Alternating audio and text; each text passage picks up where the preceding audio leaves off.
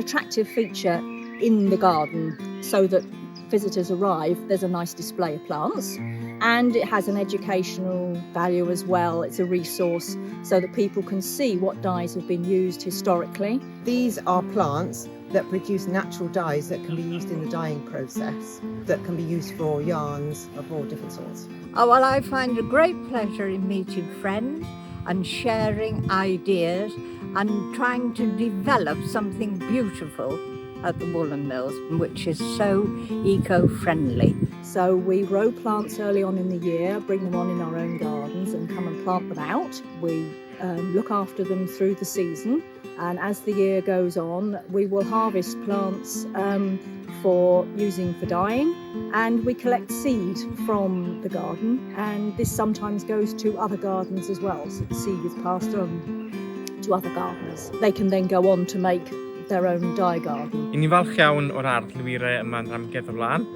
Mae'n diolch ni fawr i chwaraewyr y People's Postcode Lottery am gefnogi y prosiect Gwirfoddoli.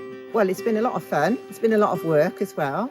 But it's a nice team environment. We've all got our own interests. Some of the gardeners are more interested in our sustainability aspects and have built the compost bins, and we use the compost back in the beds. We've chosen different plants which suit the garden, and we've chosen plants that are more insect friendly.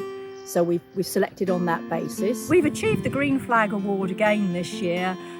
It's a community award for green spaces because the garden is looked after by volunteers. There's a lot of interest out there in natural dyeing, and people come now quite a distance to the museum purely because they've heard that there is a natural dye garden here.